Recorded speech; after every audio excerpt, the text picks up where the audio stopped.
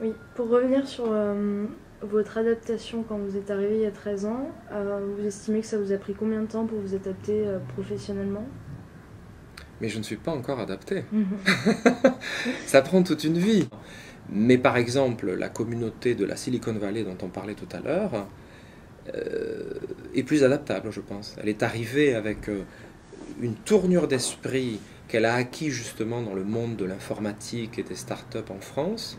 Et elle est arrivée avec une sorte d'américanophilie qui n'est pas nécessairement le cas des intellectuels. Les professeurs et les chercheurs se sont mis à l'anglais pour pouvoir parler dans des conférences.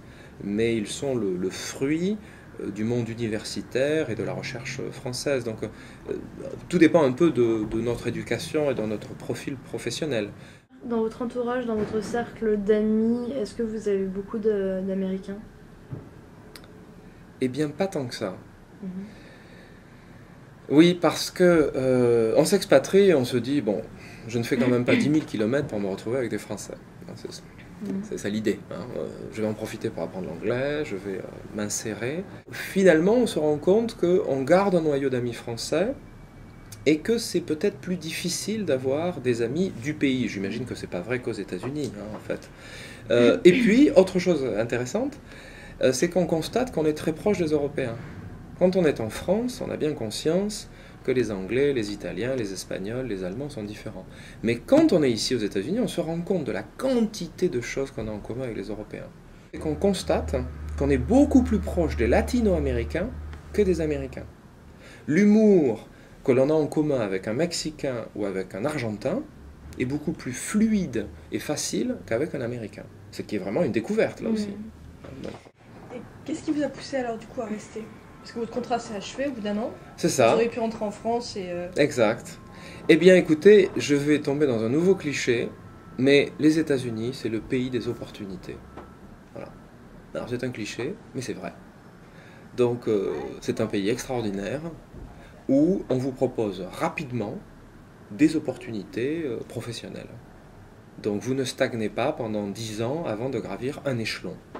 Non, vous gravissez un échelon par an et on vous propose des tas de choses et on vous motive pour rester par des augmentations de salaire, mais par des propositions de travail qui sont un élément accélérateur de la carrière. Il y a des gens qui, au contraire, se sentent perdus. Parce que justement, et c'est ça l'envers du décor, en France, les choses sont plus immobiles, mais elles sont plus sûres. Aux États-Unis, les choses sont mouvantes de façon permanente, mais vous pouvez progresser comme chuter. Mhm. Et si vous chutez ici, la chute est rude. La chute est rude. En France, non. Vous avez des possibilités de rattrapage, il y a des filets de sécurité. Et quand je dis, ce n'est pas des images, c'est la sécurité Mhm. sociale, c'est tout. C'est les hôpitaux, la couverture médicale. Ici, la chute peut être très rude.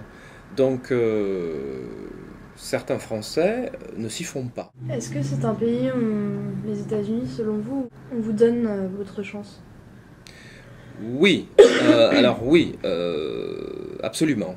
Disons qu'il faut savoir la saisir et que tout est une question d'opportunité. Donc oui, on nous offre une chance et on nous offre même une deuxième chance, oui. Mais il faut avoir quand même cet esprit de rebond. Il ne Mhm. faut pas se laisser aller à la chute, si elle s'est déjà produite, et il faut avoir un esprit un petit peu audacieux, un peu pionnier, comme je disais tout à l'heure. Et je crois que ça n'est pas donné à tout le monde, mais ce serait un petit peu naïf de penser qu'il suffit de débarquer sur le sol américain pour ramasser de l'or par Bien terre. sûr. C'est quoi vos perspectives long terme maintenant? Est-ce qu'on peut prédire l'avenir? Non. Je ne sais pas, je suis venu pour un an il y a 13 ans, alors je ne sais pas du tout de quoi l'avenir sera fait.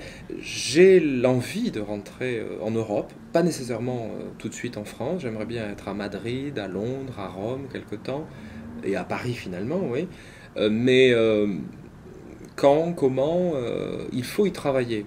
Et je crois que malheureusement, la France ne reconnaît pas l'expérience accumulée par les expatriés une fois qu'ils rentrent en France. Dans mon cas, par exemple, si je rentrais demain, L'éducation nationale ne reconnaîtrait pas du tout mon expérience. L'éducation nationale regarderait mon dossier, verrait à quel échelon je me trouve et m'attribuerait un poste de professeur d'histoire-géographie dans un endroit que je ne choisirais évidemment pas, dans un établissement que je ne choisirais pas, et l'affaire serait réglée. Et la France ignorerait complètement le fait que j'ai été proviseur adjoint, le fait que j'ai été inspecteur d'établissement aux États-Unis et en dehors des États-Unis. Tout ça serait oublié. Voilà. Et c'est vrai pour les expatriés de façon générale. Donc le retour de l'étranger, alors que l'étranger a été un accélérateur de carrière, est difficile. La France ne sait pas reconnaître ces mérites-là de façon générale. Donc ça, c'est difficile. Alors, je veux bien rentrer en France, mais évidemment, pas pour faire n'importe quoi. Donc le retour d'expatriation demande un travail long et difficile pour trouver la niche dans laquelle on va se retrouver qui ne va pas nous être trop difficile. Et ça, c'est très, très difficile. Et c'est dommage, parce que la France pourrait tirer profit de ces expériences. Alors, il faudrait décider encore comment et pourquoi. Mais il y a une expérience qui, dans une certaine mesure, n'est pas mise à profit.